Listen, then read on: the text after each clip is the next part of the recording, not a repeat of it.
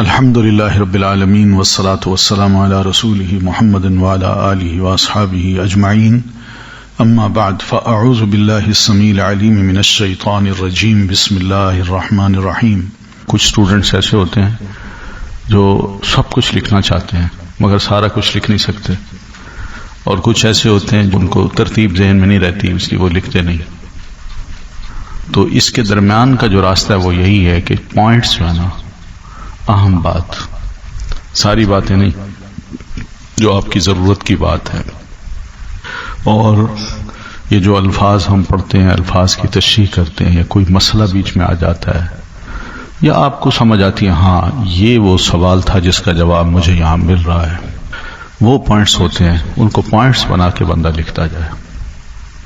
ٹھیک ہے، کل مثلاً میں نے حمد کی تعریف کی تھی، اور اسی طرح رب کا بتایا تھا، عالم کا بتایا تھا، ہے نا، چھوٹی چھوٹی باتیں ہیں۔ تو یہ میں چاہتا ہوں کہ لکھوں گا کہ آپ نے کیا لکھا ہے، کیونکہ نوٹس لینے کا بھی طریقہ ہوتا ہے۔ اللہ تعالیٰ کا اصل نام تو ہے اللہ، ٹھیک ہے نا، اور رحمان اللہ کا دوسرا نام ہے، یہ نام ہے، یہ صفت جو ہے نا، باقی صفات ہیں ساری، الرحیم، الودود، الکریم، الغفور، الشکور، یہ سب صفات ہیں۔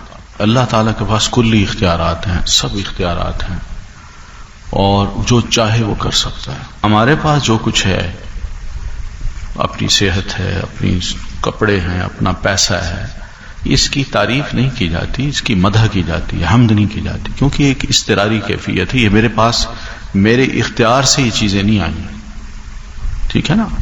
مجھے یوں کہیں کہ بس مفت میں مل گئی ہیں سب چیزیں، اور جس نے دی ہیں وہ کسی وقت چھین بھی سکتا ہے۔ جی آپ پڑھیے۔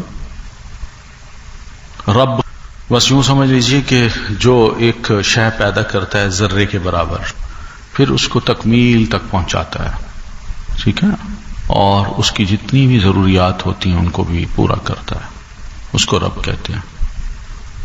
الرب یہ اللہ کا لیے ہے، الرب ہم کسی انسان کو یا کسی اور مخلوق کو نہیں کہہ سکتے۔ ہاں اگر کہیں گے تو یہ عربی زبان میں یوں کہا جاتا ہے رب البیت، گھر کا مالک، تو گھر کی طرف نسبت کی وجہ سے اس کو رب البیت کہتے ہیں۔ اس کی جمع ارباب ہے۔ العالمین، اللہ کے سوا ہر شے عالم ہے۔ عالم علامت سے بھی ہے، یعنی نشانی، یعنی جو بھی شے دیکھیں گے یہ نشانی ہے اللہ تعالیٰ کے وجود کی، کہ اللہ تعالیٰ ہے، ٹھیک ہے نا۔ چلیے، ہاں، الرحمن الرحیم، یہ رحیم اور رحمان، اس کا روٹ جو ہے، اچھا روٹ بھی یاد رکھیے گا، را ہا میم، یہ روٹ ہے۔ روٹ ہوتے ہیں ہمیشہ 3 لیٹرز کے، زیادہ تر، یعنی 90% جو ورڈز ہیں، چاہے وہ فعل ہو، ناؤن ہو، یا ورب ہو، فعل ہو یا اسم ہو، اس میں 90% جو ورڈز ہیں ان کے روٹس جو ہیں وہ 3 لیٹر سے بنتے ہیں، ٹھیک، فا، عین اور لام، یہ اسی کے وزن پر آپ لے جائیے گا، اسی کو ویٹ بنا لیں، فا، عین اور لام۔ جیسے ضرب ہے، ضرب، ضاد، را، با، ٹھیک ہے نا، ضرب، فا، عین، لام، ٹھیک۔ تو اس طرح کوئی بھی لفظ ہوگا تو آپ اس کے اندر سے فا، عین، لام کے برابر جو لیٹر آتے ہیں اس کو روٹ بنائیے گا۔ ڈکشنری دیکھنے کا بھی یہی طریقہ ہے۔ عربی ڈکشنری کب دیکھیں آپ؟ جب آپ کو یہ روٹس کا پتہ ہو۔ مثال کے طور پر اگر نستعین کا لفظ ہے، نستعین، آپ چاہتے ہیں اس کا ڈکشنری میں معنی دیکھوں، تو ڈکشنری میں یہ لفظ نہیں ہوگا نستعین، آپ کو نستعین کا روٹ نکالنا پڑے گا، اور روٹ کیا ہوگا؟ ہاں، عین واو نون، عون، عون کہتے ہیں مدد کو، ٹھیک ہے نا، عین واو نون، الگ الگ، اکٹھا نہ کریں، الگ الگ، عین واو نون، یہ روٹ ہے نستعین کا۔ اب اس روٹ کے بعد آپ جائیں گے نا، جب ڈکشنری کھولیں گے، عین واو نون کو نکالیں گے، وہاں آپ کو ملے گا یہ نستعین کا لفظ، یہ استعانہ سے ہے، مدد طلب کرنا۔ اس طرح نعبد، اس کا روٹ کیا ہوگا؟ عین با دال، عبد، ہم کہتے ہیں نا بندہ، عبد، تو عین با دال یہ روٹ ہوگا، تو یہ اس طرح ذرا تھوڑا سا غور کیجئے گا، لفظوں پہ غور کیجئے، اور اگر کوئی روٹ سمجھ نہ آئے تو آپ سوال کر کے پوچھ سکتے ہیں، ٹھیک ہے؟ پوچھ لیا کیجئے، کوئی شے سمجھ نہ آئے تو آپ فوراً ہینڈ ریز کریں، پوچھ لیں۔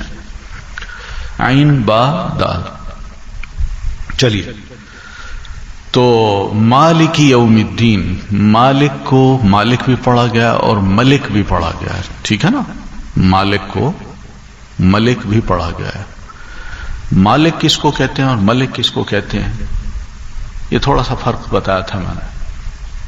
جو اون کرے بالکل بہت اچھا ہے، ملک جو بادشاہ ہو، تو دونوں لفظ اللہ کو سوٹ کرتے ہیں، کیونکہ قیامت کے روز وہی مالک ہوگا سب کا۔ کہاں بھاگ کے جائیں گے ہم؟ جو چاہے وہ ہمارے ساتھ کرے، دنیا میں جو کچھ ہمارے پاس تھا وہ بھی اس نے لے لیا، اب باقی ہم ہی ہیں، ہم کہاں بھاگ کے جا سکتے ہیں؟ اسی نے ہمیں جب پیدا کیا وہی ہمارا مالک ہے، وہی ہمارا خالق ہے۔ دنیا میں ہم نے تسلیم نہیں کیا اس کو، مگر آخرت میں ہم تسلیم کریں گے، ٹھیک ہے؟ مالک اور بادشاہ بھی ہوگا۔ یہاں بڑے بڑے بادشاہ ہیں، بڑے جابر بن جاتے ہیں، عالم بن جاتے ہیں، اپنے آپ کو قانون سے بالا تر سمجھتے ہیں، جس پر ظلم چاہیں کریں، جس پر جبر چاہیں کریں، کوئی ان سے پوچھنے والا نہیں، اس لیے کہ کیا ہے، میرے پاس طاقت ہے، اس کا ایک نشہ ہے۔ لیکن قیامت کے روز یہ سب چیزیں ختم ہوں گی، اب وہی بے بس ہوگا، اور اصل ملک کون ہوگا؟ اللہ تعالی۔ جی، یوم الدین کا کیا مفعول لکھا ہے؟ بدلے کے دن کا۔ قیامت کے دن کو یوم الدین کہتے ہیں۔ کیوں کہتے ہیں؟ قیامت کا مطلب ہوتا ہے کھڑے ہونا، ٹھیک ہے نا؟ تو اس سے تو قیامت بن گئی۔ یوم الدین کیوں کہتے ہیں اس کو؟ اس میں دو چیزیں ہیں، ایک وہ ہے جو مومن ہے، اگر وہ کچھ ظلم کرتا ہے، زیادتی کرتا ہے، تو اس کو قانون کے مطابق، اسلامک لا کے مطابق اس کو سزا یہاں ملتی ہے، تو یہی اس کی جزا ہے۔ یہاں پہ اس کو سزا مل گئی، سزا ملی، اس کا وہ گناہ معاف ہو۔ جیسے حدیث میں آتا ہے، کوئی شراب پیے تو اس کو 80 کوڑے لگاؤ، کوئی زنا کرے شادی شدہ تو اس کو رجم کر دو۔ اب جس خاتون نے یا جس مرد نے نبی علیہ السلام کے دور میں زنا کیا تھا، تو اللہ کے رسول صلی اللہ علیہ وسلم نے ان کو رجم کروایا، اور رجم کرانے کے بعد دونوں فوت ہو گئے۔ تو آپ صلی اللہ علیہ وسلم نے فرمایا صحابہ کرام کو، انہ الآن ینغمس فی انہار الجنہ، یہ بندہ اب جنت کی نہروں میں غوطے کھا رہا ہے۔ تو اس کا کیا مطلب ہے؟ وہ گناہ اس کا معاف ہو گیا، ٹھیک ہے؟ دنیا کی جو سزا ملی اس کا گناہ معاف ہو گیا۔ اب آخرت میں جب جائے گا تو اللہ انشاءاللہ اس کو اسی معافی کے وجہ سے، کہ اپنی جان تک دینے کو بندہ تیار ہو جائے، اس لیے کہ میں اللہ کو کل قیامت کو منہ نہیں دکھانا چاہتا، جو سزا مجھے ملنی ہے وہ یہاں مل جائے، آخرت کی سزا اس سے زیادہ بھیانک ہے، تو اللہ خوش ہوتا ہے، پھر ایسے بندے کو معاف بھی کر دیتا ہے اور جنت میں بھی داخل کرتا ہے مومن کو۔ اگلی آیت، ایاک نعبد، گناہوں سے بچتا رہے تو اس کا ہر کام عبادت ہی عبادت ہے، ٹھیک ہے؟ بہت اچھا۔ تو اس کا مطلب ہے کہ ہماری جو عبادت کا کانسیپٹ ہے وہ دوسروں کی عبادت کے کانسیپٹ سے بالکل مختلف ہے۔ دوسرے جو عبادت کرتے ہیں وہ یہ سمجھتے ہیں کہ چرچ میں، مندر میں، سینیگاگ میں، وہاں ہم جائیں گے تو ہمیں گاڈ خدا ملے گا، اور وہاں سے جب باہر نکلیں گے تو دامن جھاڑ دیں گے، اب ہم آزاد ہیں، اب ہم جو چاہیں کریں۔ اس لیے یہ جو باتیں ہوتی ہیں نا، کہ دیکھیے مذہب ذاتی معاملہ ہے، ٹھیک ہے نا؟ اس کو پالیٹکس میں نہیں آنا چاہیے، اس کو حکومت میں داخل نہیں کرنا چاہیے۔ آپ کا اپنا مذہب ہے، میرا اپنا مذہب ہے، مگر ہم الگ الگ ہیں اس خیال سے کہ میرا مذہب اور ہے، آپ کا اور ہے، لیکن ملک میں کوئی تبدیلی لانی ہو یا کوئی دعوت دینی ہو دوسروں کو، تو اس میں آپ دین کو داخل نہ کریں۔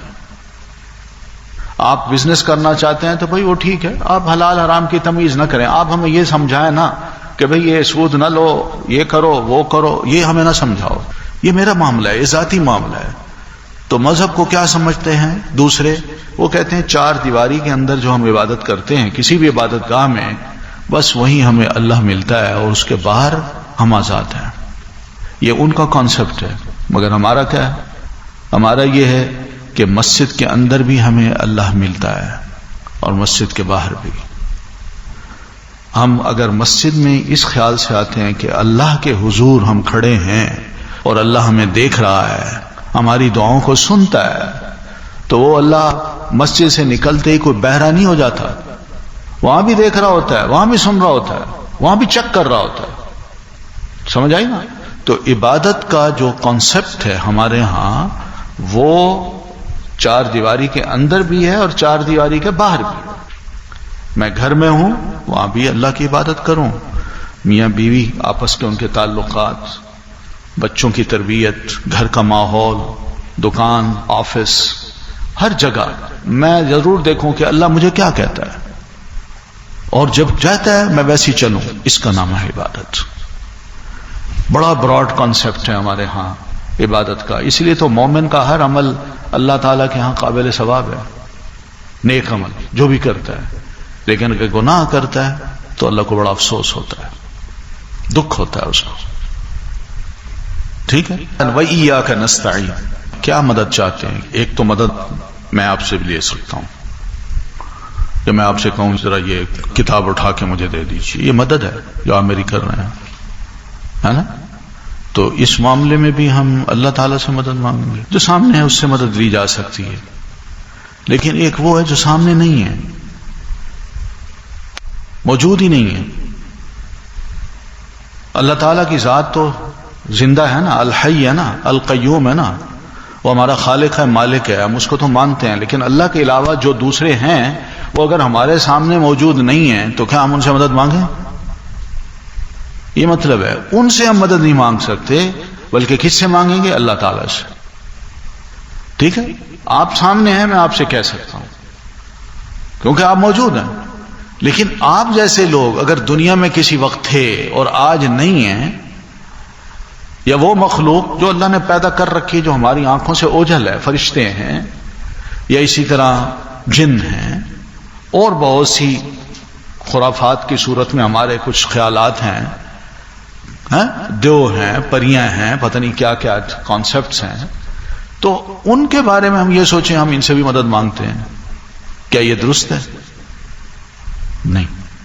درست یہ ہے کہ صرف اللہ تعالیٰ کی ذات کو ہم سمجھیں کہ وہ ہمیشہ سے زندہ ہے، ہمیشہ سے قائم ہے، وہی میرا خالق ہے، وہی مالک ہے، وہی مدد کر سکتا ہے.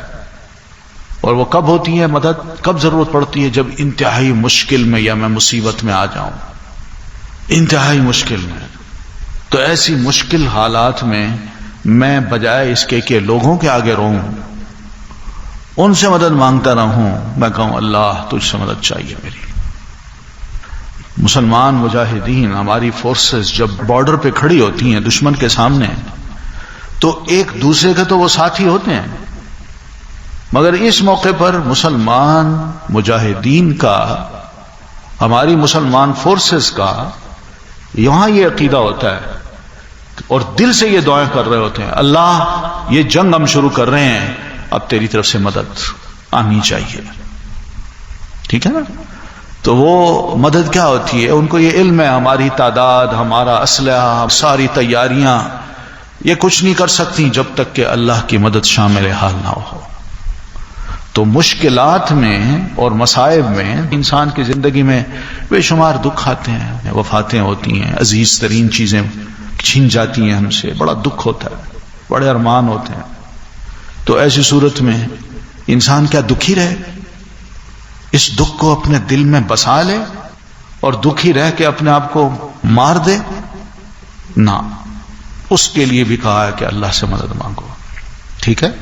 تو ایسی مصیبتیں آئیں، جب مشکلات آئیں، تو ان حالات میں ہمیں سبق یہی دیا گیا ہے کہ ہم نے کیا کرنا ہے؟ یہی کہنا ہے وَإِيَّاكَ نَسْتَعِينُ. اللہ ہم تجھی سے ہی مدد مانگتے ہیں. ٹھیک ہے. کسی اور سے نہیں مانگو. جو موجود ہیں آپ ان سے مانگ لیجیے، لیکن جو موجود نہیں ہیں ان سے مدد نہیں مانگ سکتے، اس لیے کہ وہ ہیں ہی نہیں. جب ہیں ہی نہیں تو ہم کیسے مدد مانگیں؟ یعنی ہم مسلمان ہیں، اللہ تعالیٰ ہمیں سمجھا رہے ہیں، پہلا سبق ہی ہمیں یہ دیا جا رہا ہے کہ قرآن کھولو تو سمجھو ان باتوں کو. پہلا سبق. اور ہم اس سبق کو اگنور کر رہے ہیں، پرواہ نہیں کر رہے، نمازیں بھی پڑھتے ہیں، دعوے بھی کرتے ہیں کہ اللہ کی عبادت کر رہے ہیں، مگر جو منہ سے کہہ رہے ہیں اس کو ہم سمجھ نہیں پا رہے، جس کا نتیجہ کیا ہے؟ یہی ہے جو دیکھ رہے ہیں آپ حالات کو، جس سے پتہ چلتا ہے کہ مسلمان کتنا قرآن مجید کو سمجھتے ہیں۔ بڑے دکھ کی بات ہے، قرآن کے ساتھ ہم مسلمان بڑا ظلم کر رہے ہیں۔ ہم نے ہر کتاب کو سمجھنے کے لیے وقت بھی نکالا، پیسے بھی خرچ کیے، کوششیں بھی کی، ٹیسٹ بھی دیے، مگر یہ بڑی سمپل سی کتاب تھی، اس سمپل سی کتاب کو سمجھنے کے لیے ہمارے پاس وقت نہیں ہے، اور ہم اس کتاب کو سمجھنے کے لیے اڑتی ہوئی جو باتیں ہیں جو اتھینٹک بھی نہیں ہیں، ہم ان کو قبول کرنے کو بھی تیار ہیں۔ یہ ہمارا علمی لیول ہے، علمی ایک معیار ہے ہمارا۔ اب دیکھیں نبی علیہ الصلوۃ والتسلیم نے راہ دکھائی کہ نہیں؟ سارے جتنے بھی مکہ کے لوگ تھے ان کو اپنی طرف بلایا، ایمان پیش کیا، اللہ کا تعارف کرایا، اپنا تعارف کرایا، کتاب کا تعارف کرایا، مگر توفیق کس کو نصیب ہوئی؟ چند لوگوں کو، اور ان میں مثال کے طور پر آپ سیدنا سلمان فارسی کو لے لیجیے، عمار یاسر کو لے لیجیے، سمیہ کو لے لیجیے، ایسے لوگوں کو توفیق ہوئی، مان گئے، لیکن ان کے مقابلے میں ابو جہل ہے، اسے توفیق نہیں ہوئی۔ ولید ابن مغیرہ ہے، پڑھے لکھے لوگ ہیں، سمجھدار ہیں، شاعر ہیں، بہترین سپیکر ہیں، پبلک سپیکر ہیں، ٹیبل ٹاک کے بڑے ماہر لوگ ہیں یہ، مگر توفیق نہیں ہوئی۔ اور یہ بات یاد رکھیے، نبی کا کام ہوتا ہے صرف راہ دکھانا، اس معنی میں نبی کو کہتے ہیں ہادی، ٹھیک ہے؟ بس اس کا کام اتنا ہوتا ہے، مگر اس راہ پہ چلانا یہ نبی کا کام نہیں ہوتا، یہ اللہ کا کام ہوتا ہے۔ اللہ جس کو چلائے اس راہ پہ یہ توفیق دیتا ہے، صرف راہ دکھا دینا یہ نبی کا کام ہوتا ہے۔ یا آج کل کے جو داعی حضرات ہیں، دین کی طرف دعوت دینے والے، ان کا کام ہے، وہ زبردستی دین کو لوگوں پہ مسلط نہیں کرتے، نہ اللہ کے رسول صلی اللہ علیہ وسلم نے دین کو زبردستی مسلط کیا ہے۔ آپ کو اللہ تعالیٰ فرماتے ہیں لست علیہم بمسیطر، اللہ کے رسول آپ ان پر کچھ زبردستی، کچھ چیک اینڈ بیلنس رکھنے والا کوئی محتسب مقرر نہیں کیے گئے آپ کہ ان کا ہر معاملے میں آپ حساب بھی لیتے رہیں، نہیں، آپ کو صرف اور صرف انما انت مذکر، آپ صرف اور صرف لوگوں کو نصیحت کرنے والے ہیں۔ تو آپ نے لوگوں کو صرف راہ دکھائی ہے کہ آ جاؤ اس طرف، مان لو اس بات کو، تفلحوا وتملکوا العرب والعجم، تم فلاح پا جاؤ گے اور عرب و عجم کے مالک بھی بن جاؤ گے، بادشاہ بھی بن جاؤ گے، آپ نے اتنا بتایا۔ لیکن جنہوں نے مانا اللہ نے ان کو توفیق دے دی، وہ آپ کی طرف جھک گئے، اسلام لائے، قبول کر لیا آپ کو بحیثیت ایک رسول کے، اور جو نہیں مان سکے یہ اللہ کی توفیق نہیں تھی۔ اب اس میں یہ نہیں کہہ سکتے ہم اللہ کے رسول سمجھائیں اور بندے ہدایت نہیں پاتے، بھائی توفیق کی بات ہے۔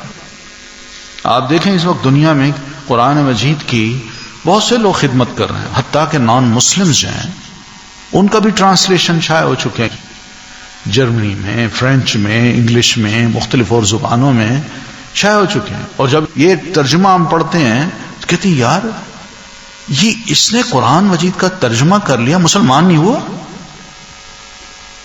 ہاں بھائی نہیں ہوا، کیوں؟ قرآن مجید جو پڑھے وہ مسلمان نہ ہو، ایسا مسئلہ نہیں ہے، مسئلہ صرف اتنا ہے کہ اللہ جس کو توفیق دے، ٹھیک ہے؟ تو ابو طالب جو تھے کتنی آپ کی خدمت کی انہوں نے، آخری وقت میں جب اللہ کے رسول نے ان کو اسلام پیش کیا اور فرمایا چچا جان لا الہ الا اللہ کہہ دیجئے، بس اتنی بات، تاکہ میں اللہ سے کچھ تو کہہ سکوں، مگر چچا نے اتنا کہا بھتیجے میں اپنے آبائی دین کو نہیں چھوڑ سکتا، اور اسی پر ہی وہ فوت ہو گئے۔ اور نبی علیہ الصلوۃ والتسلیم کو اللہ نے فرمایا انک لا تہدی من احببت، اللہ کے رسول جس کو آپ پسند کریں ضروری نہیں کہ آپ اس کو ہدایت دے سکیں، ولیکن اللہ یہدی من یشاء، بلکہ یہ اللہ کا کام ہے، وہ جس کو چاہے ہدایت دے۔ سمجھ آ رہی ہے نا؟ تو اس لیے ہدایت کا جو لفظ ہے اہدی، اس کا مطلب صرف یہی ہے کہ ہم اللہ سے توفیق مانگ رہے ہیں، اللہ ہمیں توفیق دے. یقین مانے دل سے نکلی یہ دعا ہو تو اللہ توفیق دے دیتا ہے. ورنہ ہم بھی کہتے ہیں یار نماز پڑھتے ہیں، دعائیں کرتے ہیں، یہاں نماز پڑھی، دعائیں کی، مسجد سے ذرا باہر نکلے تو بے ایمانیاں شروع کر دی، جھوٹ بولنا شروع کر دیا. تو اس کا دوسرا مطلب کیا ہے کہ ہم نے دل سے دعا ہی نہیں کی. لیکن قرآن مجید کا ترجمہ کرے، اس کو سمجھ نہ آئے. ترجمہ کر سکتا ہے، وہ نہیں مانگ نہیں سکتا، وہ سمجھ نہیں سکتا، اسے پتہ چل جاتا ہے، پہلی سورت سے ہی پتہ چل جاتا ہے. ٹھیک ہے نا؟ تو وہ اس کو پتہ ہے اندر جو کفر بیٹھا نا، ایک ضد، اناد، وہ اور چیز ہے، وہ نہیں نکالنا چاہتا. اب بتائیے دنیا کا کوئی گھر ہے جہاں اسلام کی بات نہ پہنچی؟ اب تو میڈیا ہے، سوشل میڈیا ہے، ہر جگہ پہنچ گئی اسلام کی بات. الحمدللہ یہ دور ایسا ہے کہ اس دین کی حجت ان لوگوں کے پر قائم ہو گئی ہے. کل کو یہ لوگ نہیں کہہ سکتے اللہ اسلام کی آواز ہم تک نہیں پہنچی تھی، یا قرآن کا نام ہم نے نہیں سنا تھا، یا محمد صلی اللہ علیہ وسلم ان کا نام ہم نے نہیں سنا تھا. اب کل کو یہ لوگ نہیں کہہ سکتے. کیا ہدایت زیادہ ضروری ہے یا پیسہ، روٹی، کپڑے؟ دیکھیں کھاتا پیتا تو غیر مسلم بھی ہے، ٹھیک ہے نا، پیسہ بھی اس کے پاس ہے، بلکہ ہم سے زیادہ بہترین لائف اس کی ہے. دنیا ان کے لیے جنت بن چکی ہے، اپنے گھروں کو، اپنے ماحول کو جنت جیسا بنا چکے ہیں. اور ہم ہیں، ہمارے لیے اپنا گھر جو بھی ہے کوشش ہم کرتے ہیں ویسے بننے کی، مگر ہم بن نہیں سکتے کیونکہ ہمارے ہاں وہ سسٹم ہے ہی نہیں جو انہوں نے اپنا بنا رکھا ہے. لیکن میں کہنا یہ چاہ رہا ہوں دنیا تو ہے ان کے پاس. کیا دنیا زیادہ اہم ہے مسلمان کے لیے؟ ہدایت زیادہ اہم ہے، ہدایت زیادہ اہم ہے. اس لیے یہ سورۃ فاتحہ میں سب سے پہلی دعا اللہ نے ہمیں یہ سکھائی ہے کہ روٹی، کپڑا، مکان، پیسہ، اس کا ضامن میں ہوں. دنیا میں جو بھی آیا نا، اس کو میں نے کھلانا ہے، میں نے پلانا ہے، آخری لقمہ کھائے بغیر وہ فوت نہیں ہو سکتا، اس کو ملے گا.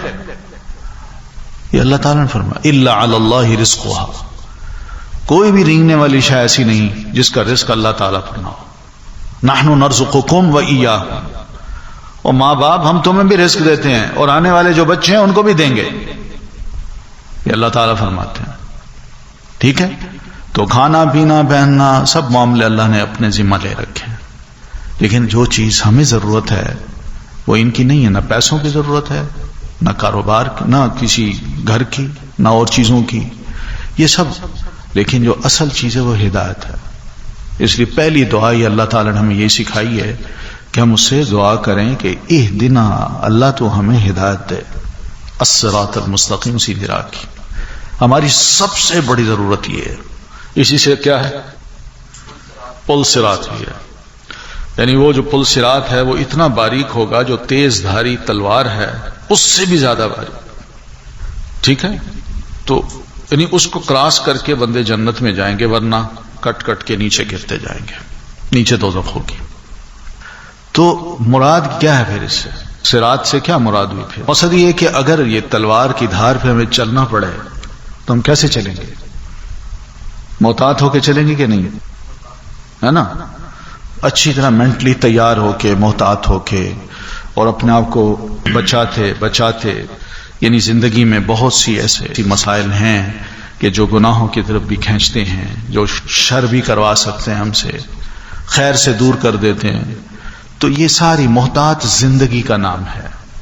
الصراط المستقیم یہ محتاط زندگی کا نام ہے. کہیں ایسا نہ ہو کہ اس تیز دھاری تلوار کی زد میں ہم آ جائیں اور گناہ ہمیں کاٹ دیں، ہماری نیکیاں ختم کر دیں. انعمت علیہم سے کیا مراد ہے؟ انعام کیا. کتنے لوگ ہیں وہ؟ انبیاء، صدیقین، شہداء، صالحین. قرآن میں کی آیت ہے من یطع اللہ ورسولہ فاولئک مع الذین انعم اللہ علیہم من النبیین والصدیقین والشہداء والصالحین. جو اللہ اور اس کے رسول کی اطاعت کر کر کے اپنی زندگی اس دنیا سے گزار دے گا تو یہ ان لوگوں کے ساتھ ہوگا جن پر اللہ نے بڑا انعام کیا، اور وہ کون ہے؟ نبی، صدیق، شہداء اور صالحین، یہ انہی میں جا کے شامل۔ المغضوب علیہم، غضب کیا گیا، علیہم، علی اوپر، ہم جن، جن پر، المغضوب غضب کیا گیا۔ یہ معنی اس طرح کرنا ہے کہ ہمارے ہاں مقتول کہتے ہیں نا، مقتول کیا مطلب ہوتا ہے؟ قتل کیا گیا، مکتوب لکھا گیا ہے نا، محمود تعریف کیا گیا، ٹھیک ہے؟ اس طرح معروف جانا گیا، بہت سے اسی وزن پہ آئیں گے، تو ہم نے اس کا مطلب ہی کرنا ہے کیا گیا، غضب کیا گیا، علیہم جن پر۔ تو یہ کون لوگ ہیں؟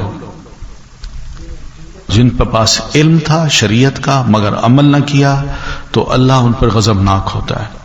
اور یہ کون ہے؟ یہ یہودی ہیں، کرسچن نہیں ہیں، یہ یہودی ہیں۔ ان کے پاس کتاب تورات کا علم تھا، ان کو پتا تھا، ان کی کتاب میں لکھا ہوا تھا کہ محمد الرسول اللہ صلی اللہ علیہ وسلم نے آنا ہے، ان کی علامات یہ ہیں اور ہم نے ان کی مدد کرنی ہے۔ تو انہوں نے کیا کیا؟ اس علم کے باوجود انکار کر دیا کہ ہم نہیں مانتے۔ عربوں میں کیوں آیا، ہم میں کیوں نہیں آیا؟ جانتے بوجھتے، ٹھیک ہے نا؟ اس طرح اور بھی بڑے شرعی احکام تھے، ان کو بھی یہ کیا کرتے تھے؟ چھپا دیتے تھے، جانتے بوجھتے۔ کوئی امیر ہوتا تو اس کے لیے وہ چھپا دیتے، اور غریب ہوتا تو کہتے دیکھو یہ قانون ہے، اس کے مطابق تمہیں سزا ملنی ہے۔ تو اللہ کہتے ہیں یہ کیا مذاق ہے؟ تو اللہ ایسے لوگوں پر بڑا غضبناک ہوتا ہے جن کے پاس علم ہو شریعت کا مگر عمل نہ کریں۔ اور ضالین کون ہے؟ گمراہ لوگ۔ یہ کون ہوتے ہیں؟ سنی سنائی باتوں پر، علم کی بنیاد پہ نہیں، گمان کی بنیاد پہ جو چلتے ہیں ان کو کہا گیا ضالین، ٹھیک ہے نا؟ یہ نام اللہ نے نہیں لیے مگر رسول اللہ صلی اللہ علیہ وسلم نے بتایا مغضوب علیہم سے مراد جو ہیں اور ضالین سے مراد کرسچن ہیں۔ یہ تو اس دور کی ایک ٹسل تھی نا آپس کی، جس کا مفہوم اللہ تعالی نے بتا دیا۔ لیکن آج کے دور میں جو صورتحال ہماری ہے ہمیں بھی اندازہ کرنا ہے ہم کون ہیں۔ آج یقین مانے میرے پاس شریعت کا علم ہے، میں اس پہ عمل نہیں کرتا۔ ایک بات، اس صورت میں مجھ پر غضب نازل ہوگا، اور پبلک کے پاس شریعت کا علم نہیں ہے، وہ سنی سنائی باتوں پہ عمل کر رہی ہے، تو دونوں ٹائٹلز ہمارے اندر موجود ہیں۔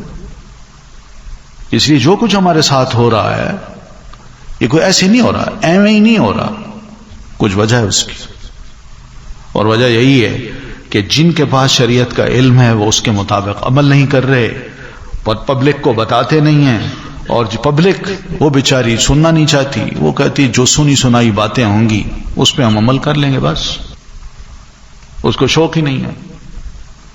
تو یہ دونوں خامیاں ہمارے اندر آج موجود ہیں۔ پیارے رسول صلی اللہ علیہ وسلم نے یہ فرمایا تھا کہ وقت آئے گا کہ تم نے پچھلے لوگوں کی، پچھلی یہودیوں اور عیسائیوں جیسے کام کرنے ہیں، حتیٰ کہ وہ اگر کسی گوہ کے سوراخ میں داخل ہوئے ہوں گے نا تو تم بھی کہو گے ہم بھی گوہ کے سوراخ میں داخل ہوتے ہیں۔ آج دیکھ لیں ہم اندھی تقلید ان کی کر رہے ہیں، ان کا کلچر، ان کی گفتگو، ان کے انداز، ان کے ایٹیکیٹس، ہم انہی کو بڑا پسند کرتے ہیں، اٹھتے بیٹھتے کرتے ہیں کہ نہیں؟ کیا یہ کلچر جو الحمدللہ رب العالمین کا ہے ہمارے ہاں ہے؟ ہمارے ہاں سوچئے کہ اللہ رزق دیتا ہے، اللہ کھلاتا ہے، اللہ صحت دیتا ہے، یہ ہوا اندر جاتی ہے باہر آتی ہے، یہ ساری کیا ہیں؟ بڑی نعمتیں ہیں، اور کیا ہم دل سے کہتے ہیں الحمدللہ؟ میں کوئی تنقید نہیں کر رہا، میں خود کہتا ہوں ہم اپنا جائزہ لیں کہ ہم کہاں کھڑے ہیں۔ کیا مغضوب علیہم ولا الضالین میں ہم آ تو نہیں رہے؟ یہ سوچنے کی بات ہے بس، ٹھیک ہے؟ چلیے